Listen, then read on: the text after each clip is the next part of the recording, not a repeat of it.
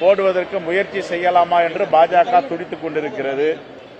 ஆகவே அவர்களுடைய முயற்சி வெற்றி பெறுவதற்கு வாய்ப்பில்லை என்பதை அனைவரும் அறிவோம். இருந்தாலும் அவர்கள் முயற்சி செய்கிறார்கள். ஒப்பந்தத்திற்கு தயாரானால் வழக்குகள் மாயமாகிவிடும், மறைந்துவிடும்.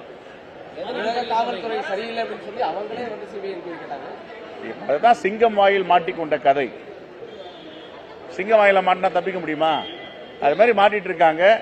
முடிவுகள் வரப்போகுது. நீங்க எல்லாம் பார்க்க தான் போறீங்க. பல செய்திகளை நீங்க அறிய போறீங்க. அதுக்கப்புறம் நீங்க எல்லாம் எழுதுவீங்க தொலைக்காட்சியில.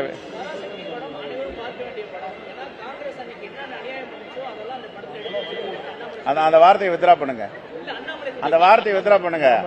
அவர் தான் அறிவில்லாம சொல்றாரா, நாம சொல்லாம? அத அவருக்கு எதை தின்னா பித்தம் தெளியும் தெரியாது. மகாராஷ்டிராவை பத்தி பேசுவாரு, மும்பையை பத்தி பேசுவாரு, தமிழ்நாட்டை பத்தி பேச மாட்டாரு. தமிழ்நாட்டை பத்தி பேசினா ஆக்கப்பூர்வமா பேச வர்றாரு, அறிவுபூர்வமா பேச மாட்டாரு. தமிழ்நாட்டை பத்தி நாகரிகமா பேச மாட்டாரு. இது மாதிரிலாம் தான் பேசுவார். நீங்க பேசின வார்த்தை இருக்குல்ல, அது எங்க வாயிலாம் வராது. ரைட்? இல்ல, இது முழுக்க முழுக்க செயின்ட் தாமஸ் பள்ளிக்கூடத்தின் நிகழ்ச்சி. 100ஆண்டு விழாவுக்கு வருகிறார். இதில் அரசியல் கலப்பில்லை. அவர் அந்த பள்ளிக்கூட நிகழ்ச்சியிலும் பொங்கல் விழாவிலும் கலந்து கொள்கிறார். எப்படி எப்படி இந்தியா கூட்டணி அங்கம் வகிக்கும் கட்சிகள் எங்கெங்கெல்லாம் ஆட்சி செய்கின்றனவோ அது காங்கிரசிற்கும் பொறுப்புண்டு. காங்கிரஸ் ஆட்சி என்றுதான் நாங்கள் பார்க்கிறோம். என்னங்க என்ன அங்கீகாரம் கொடுக்கணும் நீங்க விரும்புறீங்க? ஒவ்வொருத்தருக்கும் ஒரு கருத்து இருக்கு. அவங்களுடைய கருத்தை பதிவு செய்கிறார்கள்.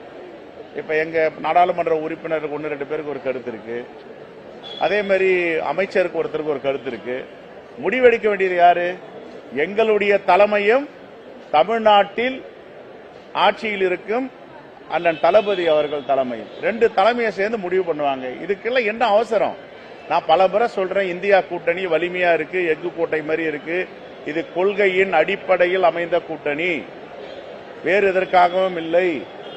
பாசிச சக்திகளை, மதவாதிகளை தமிழ்நாட்டுக்குள் நுழைய விடக்கூடாது. தமிழ் மண்ணில் ஊடுருவதற்கு அனுமதிக்க கூடாது. இதற்காக தமிழ்நாட்டு மக்களையும் மண்ணையும் காப்பாற்றுகின்ற கூட்டணி இந்தியா கூட்டணி. இதுல எங்க இந்த பிரச்சனை வந்தது? நீங்களே ஒரு நாளைக்கு ஒரு செய்தி போட்டுட்டு இருக்கீங்க சார். எல்லாம் எங்க கட்சிக்கார போய் பார்த்தா நாங்க பொறுப்பா? நீங்க கூட ஒரு நிறுவனத்துல வேலை பாக்குறீங்க. எந்த நிறுவனம் நீங்க சொல்லுங்க? எந்த நிறுவனம்? நான் தெரிஞ்சுக்கிறேன். ஜிடிவி வேற ஒரு செய்தி நிறுவனத்தை போய் பாத்தீங்களா? தவறாது? தவறான்னு கேட்கிறேன். அவங்க போய் பாக்குறாங்க, அவங்க விருப்பம். எங்கள் தலைமை யாருடன் கூட்டணி பேச்சுவார்த்தை நடத்தவில்லை. காங்கிரசிற்கு கொல்லைப்புற அரசியல் செய்யும் பழக்கமும் கிடையாது, எந்த காலத்திலும் கிடையாது. நேரடியாக நாங்க அரசியல் பண்ணுவோம், நேரடியா பேச்சுவார்த்தை பண்ணுவோம். சார், இது இந்த நாட்டில் சமத்துவம், சுதந்திரம், ஜனநாயகம் எல்லாம் இருக்கு. அவங்க ஒரு கருத்தை சொல்றாங்க, அது எதுவும் நீங்க பொருட்படுத்த வேண்டாம். எங்க அகில இந்திய தலைமை திராவிட முன்னேற்ற கழகத்தை கூட பேசுவதற்கு குழு அமைத்திருக்கிறது. வேற யாருக்கிட்டையும் பேசல. ஓகே, எங்க அகில இந்திய தலைமை இந்தியா கூட்டணி வலிமையாக இருக்குன்னு சொல்லுது. நாங்களும் தமிழ்நாட்டு தலைமையும் நான் சொல்றேன். வேற யார் சொல்லணும்? வேற யார் சொல்லணும்னு எதிர்பார்க்கறீங்க நீங்க? அவங்க கருத்தை சொல்லுவாங்க. அதெல்லாம் நாங்க மைக்கு முன்னாடி பேச முடியாது, அறையில தான் பேசுவோம்.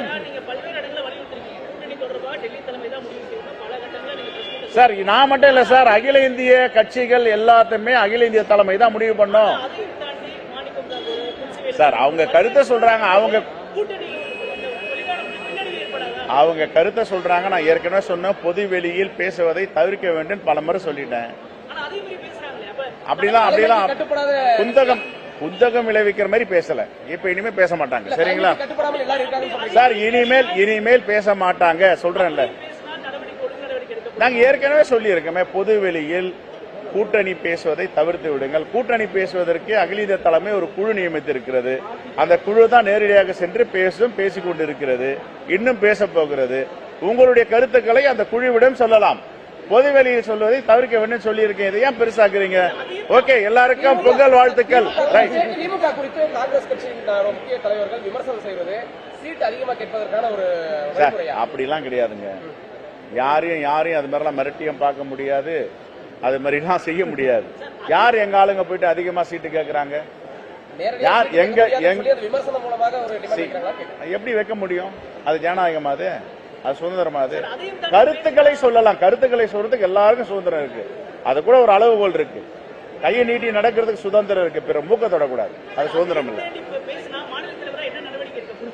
அதெல்லாம் எங்க அகில இந்திய தலைமை கிட்ட பேசிட்டு இருக்கோம். பொறுத்திருந்து பாருங்கள். பொங்கல் வாழ்த்துக்கள்.